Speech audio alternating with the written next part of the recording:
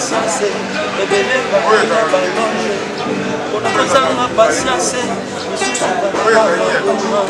on a kozanga patience, mibali bakomote nzoto. On a kozanga patience, sarate kambo. On a musique moderne na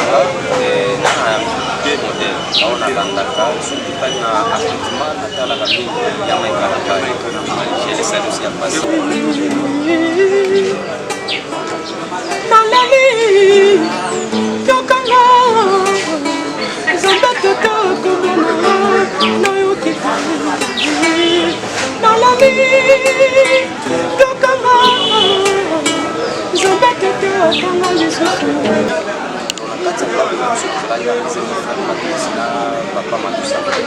Tant on a cabaret de Tazata, je me disais, papa, autant on a la télévision, parce que quand les hommes ça marche, le monde pas.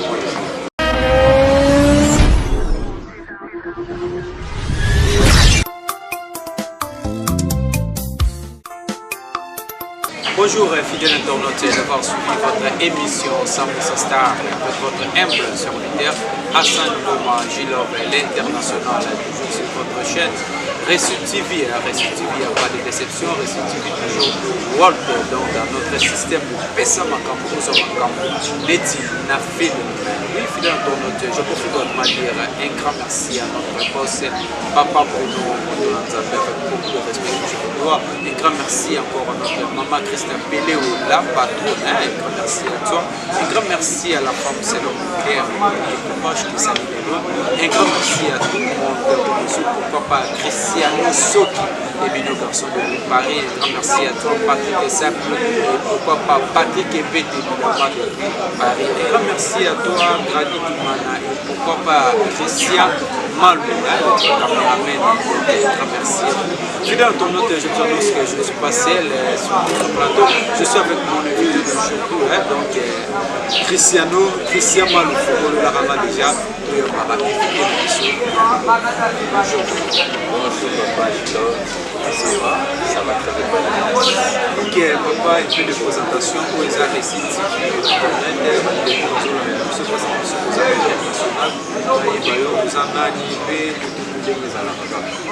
Naza alanga nzembo na bengami na kombo ya frère Eric Dixel kala kosala carrière musicale oyo nazakela esengo libao ya mama na STV na papa Gilov Salimoko Tanzanie.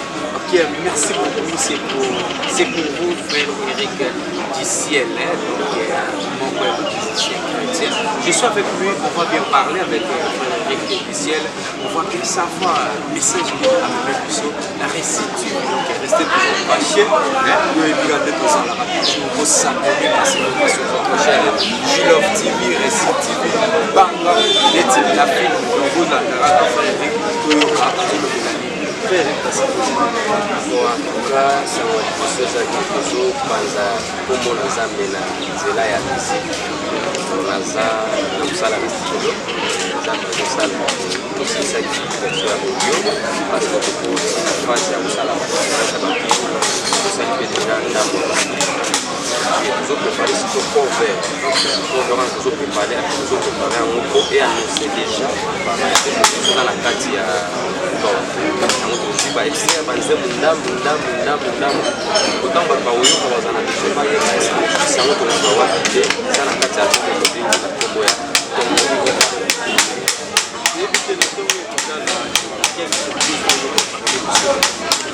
matuka ntongo ekotana nano yango moko ezali album ezali eza message moko ezali mpona kotia bato nyonso bazala pena na motema na kati ya ntongo ekotana ezolinga kolobani ata soki kuku euyeli sukasuka ntongo ekotana totikala komona mokolo moko te toki communike leki na lola bakelo lelo mokili bato baolamuka te po ntongo ekotana te c'est-à-dire ndenge naloba eloko moko wana mpasi oyo emonaka moko te abana na mpasi na soki azokangama na nzambe akokanga mpasi faire de compte nzambe asala kangoli moto yango na explike bato na mpasi ya nzembo wana patience ezali meilleur na bakoazala c'est-à-dire mpasi ekoki koya badéception basurprise désagréable makambo mosusu totaka nango na bafamille elandaka mpe biso badistika nyonso tolekaka metake mwana na nzambe azala accroche lokola na poste na ye et surtout soki ozotalela nzambe lelo okoki kolala nzala lobi te eza na mokolo moko nzambe akokangola yo e soki nzambe akangoli moto akangola te une fois po avitre bonheur. Voilà titre ya ntongo kotana ezolobela mingi patience il faut bana na nzambe bazala nango po ezobalia fruit ya makolo. Ok, merci beaucoup Frédéric. Et grand merci à la maison Donner Création, de Koulemba, Hermise chez Maître Alexis. Donc, il y a des gens là qui balance parce qu'il peut de publicité quoi. Donc, il y a là Maître Donner Création, Maître Alexis, donc nous avons besoin de la mobile par ailleurs. Contactez-nous sur plus de 143 81 41 78 007. C'est Maître Alexis, Maître Alexis. Mettez-le en voie de Yokasui, Kitoko, donc par ailleurs. Merci beaucoup. Papa, il est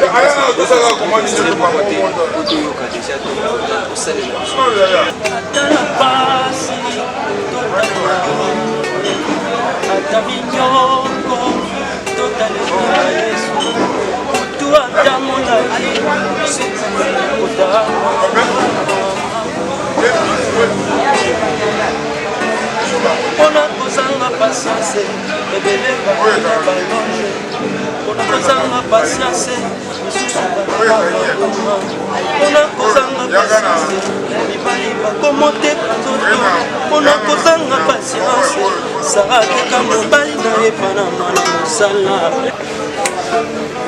ata na pasi totalela nkolo ata minyongo eleki totalela Yesu kutu ata molali suka tongo ekutana nkolo Yesu amemamama ata na pasi totalela nkolo ata minyongo eleki talelaka Yesu kutu ata molali suka tongo ekutana nkolo Yesu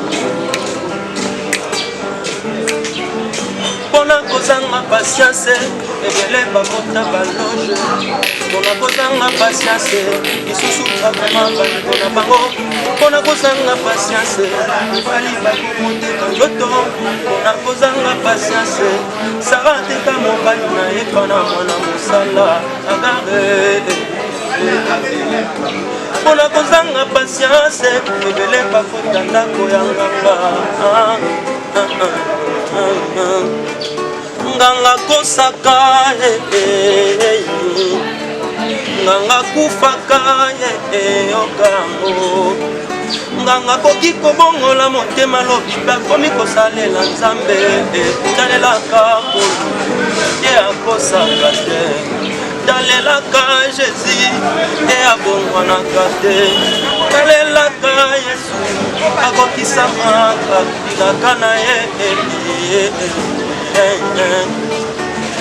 ata na pasi totalela nkolo ata minyoko eleki talelaka Yesu kutu ata molai suka tongo ekokana awe mpona kozanga patience ebele bakota baloge. Ok, merci beaucoup Frédéric Tozali. Toyebi ke makambo eza wa vraiment de bakaka pesa makambo kozwa makambo oyo eza 100% star avec formation vraiment talara boya eza te ciel en tout cas c'est une bonne chanson vraiment je te félicite grand merci Merci beaucoup. nayebi te maintenant tu évolues comment En fait, na banana ozobenga moko puis na wana otekwani bagrand baende babima notamment Yanzita papa fe bakona kosalia pasa ya pichu mwanza ba Mike Flor notamment ze bozali featuring na Mike Flor donc totana donc nazokutoye baende mwa ebele mpona carrière nazo évolue collaboration na musique la chaîne na biso wana nazwi ke pe akopesa papa na biso nzambe bisika azolanda biso na Londres elongo moko na mama libota mama Krista Pele oyo atuka ata na mosika me nazoka komsi motema nange ezolinga bango makasi nzambe apambola bango bisika nyonso bazali tokosani pete mama Matondo esika mama Mati Matondo nzambe apambola yo atuka bango nde nzambe asimbaki bango mwana na nzambe kosimba ye l'évangile esukaka na bakarte mémoire te esuka na baordinateur te ekende ekota na extrémité du monde etraverse bamontagne etraverse bacolline etraverse baocéan elongo na maison de production Gilo production yango eza nsima na biso ezobimisa biso voire même Gilo production tosidi nango contrat moko ezopermettre kosala prove mpona koprépare album nzambe mpe azosunga tosalaki déjà phase ya audio ezolinga tosala baimage eza tiango pambola bato na kati ya wana personnellement ntango amo nayembi yango na studio ensemble avec les ingénieurs na badéfenseur bayaki kotravaille bapangwama ebimi nanu te melobi deja kopambola biso c'est-à-dire ntango lobima to tike kopambola bato miso bina lobi nzambe apambola jiprode mpona osawana Ok, merci beaucoup frère Eric Antoine, Gilles Love Production, donc Gilles Love Production, comme on voit, donc autant le rabat est vrai, tout à fait, à qui donc frère Eric Antoine, mais à Zana qui vous savez, et vous avez un macam, qui n'a pas auto Zana mot, vous avez un égoïsme, et quoi, tout ce monde est sur habillement, à qui vous parce qu'à Zana, pourquoi vous avez frère Eric, je ne sais pas votre idée aussi.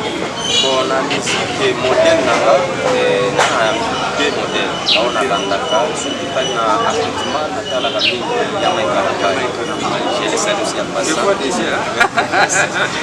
na côté koyemba plus nazalaki na ya Patrice Makolo mais à un moment donné na pour se plonger pas frère Patrice Mosoko puis c'est par là que mingi basepelaki et puis na se sentaka à l'aise soki nazoyemba nzembo ya ye moko eza banzembo enyemaka nga présence ya nzambe bango nyonso bapambolaka biso mais plus là je sois ton frère Patrice nasantakaki naza na te nanga voilà na kati ya album nasalisi parfois bazokanga neti frère Patrice parfois bazokanga neti nga moko na je ne sais pas et là au milieu tout ça qui est kaka bango okanga ozala lokola frère Patrice ozala se obima neti en fait je me souviens en 2006 bitumba ya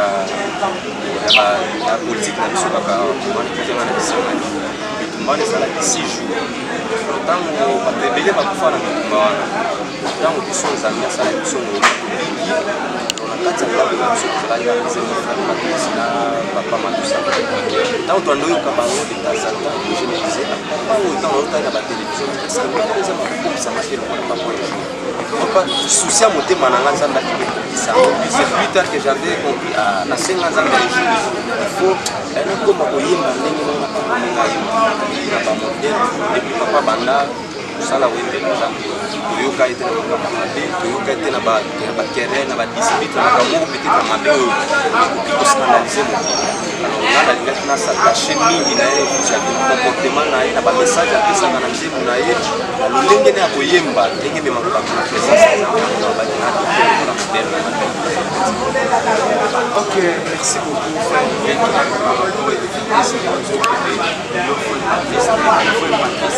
Zana ba frère de Suso ko sepela pe ko yemba ya zali. Ka neti Patrice Makola wala kazalia ya na kitami Nicolas zana Nelson Kikem ka baza ba ko za na ba modèle là eza pasteur Bochidi anzembo na ye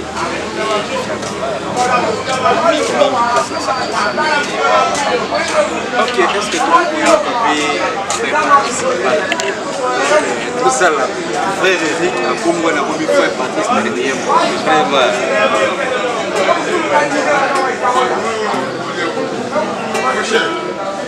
Okolo na suka, okolo na pasi, okolo na suka, okolo na mare, liboso na Yesu, oyoka bakuombo, epai na Yesu, epai na Yesu Yesu mokonzi mokolo monene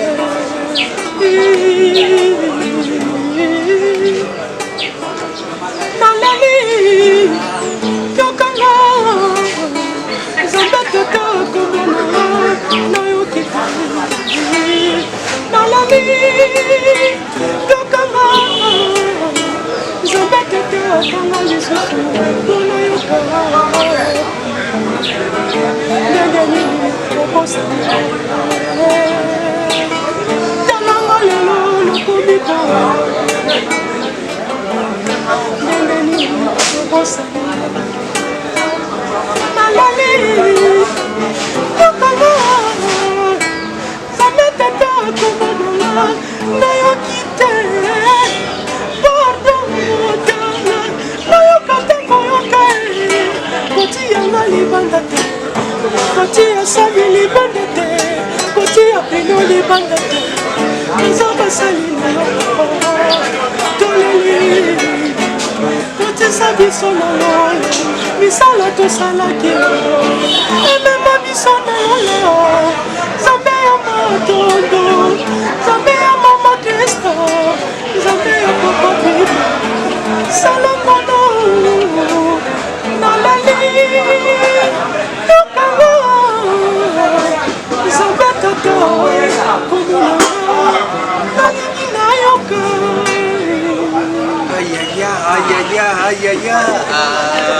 Frère Eric, j'ai senti maintenant Frère Patrice.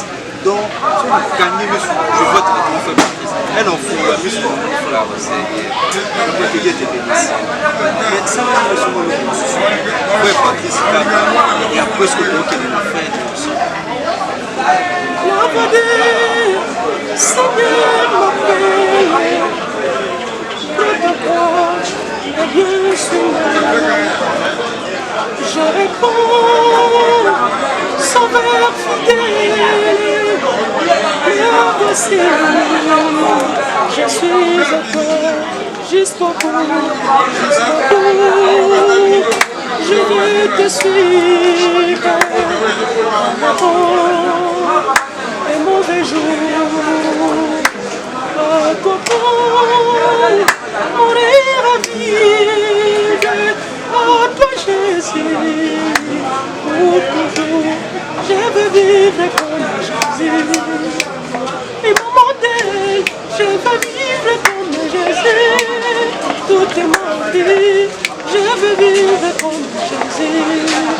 Comme modèle, je veux vivre comme Jésus, toute ma vie, je veux vivre comme Jésus.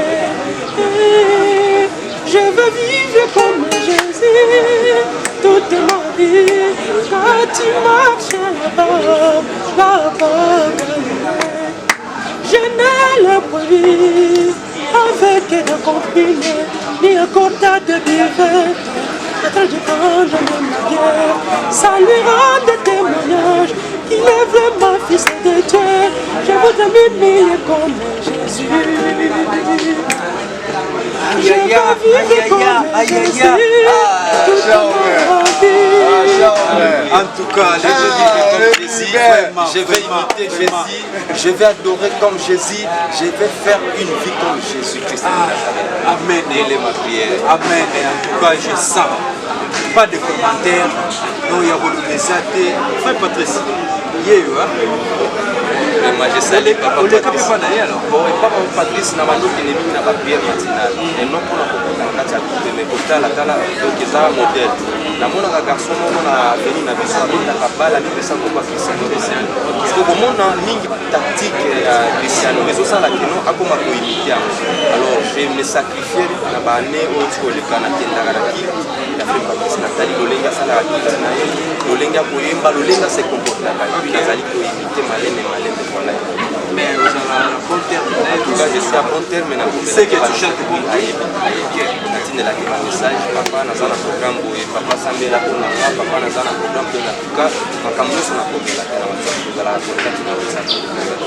Ok, merci beaucoup en tout cas, fidèle internaute pour vous. Et donc, qui vraiment c'est tout ce qui est l'ingay. Je sens que frère Eric, en tout cas, vous consommez quand album, album titre album Sali Tombe Kotala, on avait dit ça na titre Yesu Simbanga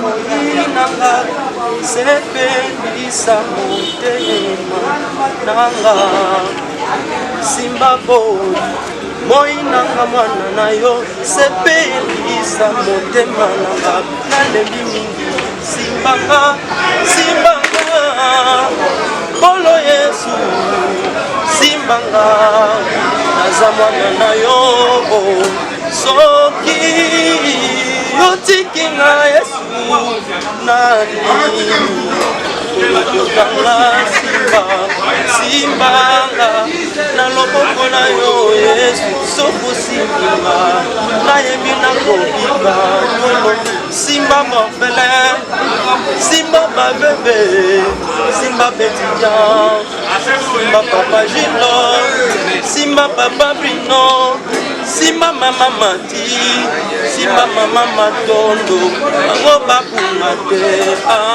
Simbanga Simba mboka Kongo na este bitumba tango nyonso pepo yolobi nini Simba oh Simba papa Simba loboko na yo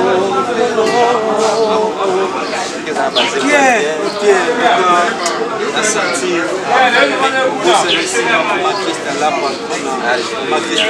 Maman Christelle Pelewe atuka motema ya moto na Nzambe Mama Nzambe apambola yo apambola bana apambola libota mobimba apambola église apambola bandimi nyonso misala maboko na Nzambe atia yango nde tolobi Simba asimba yo asimba papa bino asimba libota mobimba asimba ministère ekende liboso. En tout cas, merci beaucoup Asimba Imana Asimba Christian Malou, donc Asimba Gilov Production, Asimba Gilov TV, Asimba Récit TV, donc avec l'option pesa makambozo makambatu ba permission de proposer la terre et travailler na Récit TV car Gilov TV c'est idole de santé benda oh je pesa net la fille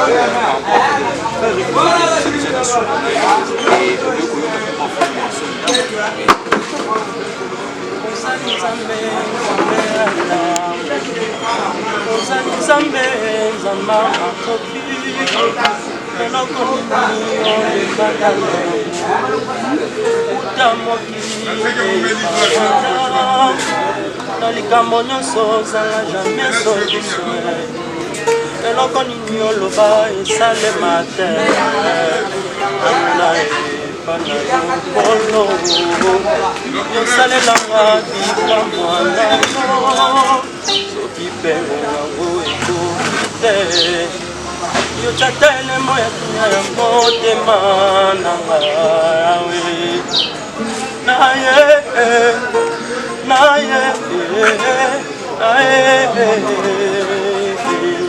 Kolo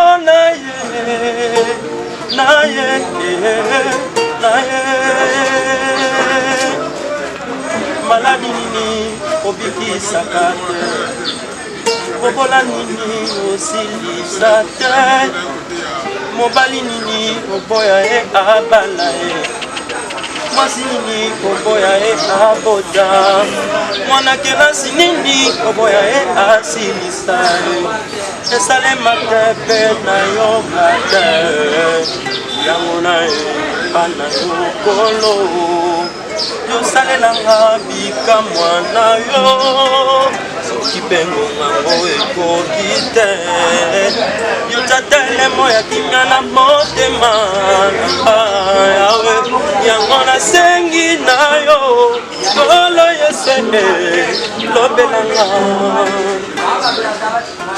nabeleli yo ami fidele balisanga anakomi na suka Nzambe ya brino batelanga na mokili oyo nakufa leki te naleka koye te na marke mpe kokeba papa nabala na bota nabeleli yo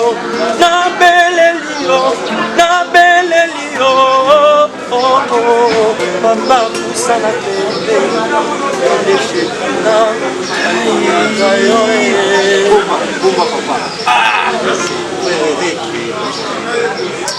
en tout cas, tu as la raison de produire mon ballon.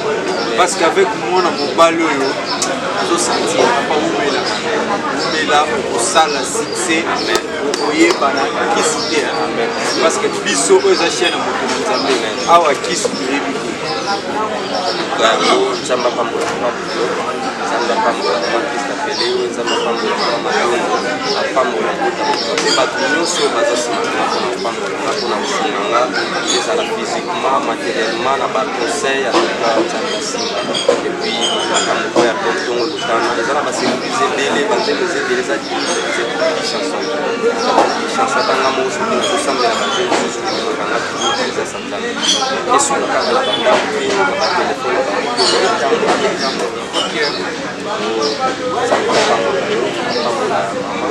pambola parce que c'est le choix na kakipana ngai ka ezali quelque chose que j'ai goûté à chaque instant et natingika banene na biso eza bapambola baimage ya malamu et bato nyonso bayebi ngai ezala na poto ezala na états-unis ezala na asie ezala na congo afrique eza bapambola bato nyonso bisika kozali antuka losambo nanga kosoutenir na kotika nga te toyebani nanu to me toyebi keno nzambe azosala na nzela na bino tokoyebana. Ok, merci beaucoup. C'était pour le frère du ciel. Azana frère Patrice Nakiye, Azana frère Nelson Nakiye, Azana frère Mété Nakiye, Azana en tout cas évité.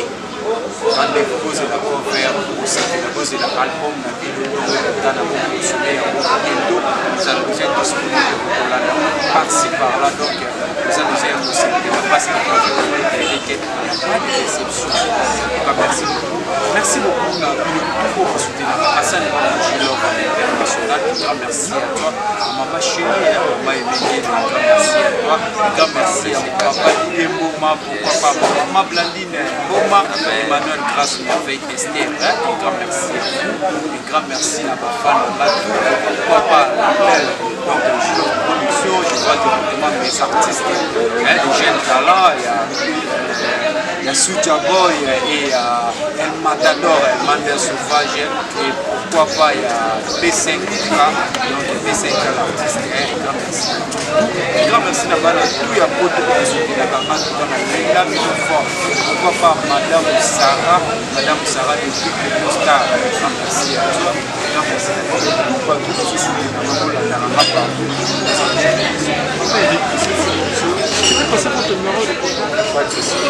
numéro na ngai nyonso akoka kokontakte nga mpona kosoutenir ngai numéro ezali 081 Ok, bon, garde ton numéro. Si tu as besoin de frère Eric, contactez-moi sur PSA43 81 41 71 007. Si tu as besoin de frère Eric, contactez-moi plus 243 81 41 78 007. Un grand merci à toute l'équipe technique de Reçu TV. Un grand merci à vous. Je vois directement mon caméraman Christian Malouindo Yangola. Papa, toi, Radio Manamisapi, Talon. Un grand merci à Pedro Malamouche autorisé, pourquoi pas Bob Lassix et à Torka Sipan avec le jeune Moulanga Weto. Un grand merci à toi. Émission. Si tu as besoin de me contacter, j'ai déjà passé mon numéro plus de 143 81 41 78 007. Je suis sur Facebook, Hassan J. Sur WhatsApp, sur Instagram, je suis là, Hassan J. Vous allez me trouver facilement. Écrivez-moi, nous allons bien contacter, donc on va bien faire coaching quand les gens bien parce que déjà fiancé. Je vous aime beaucoup. Bye.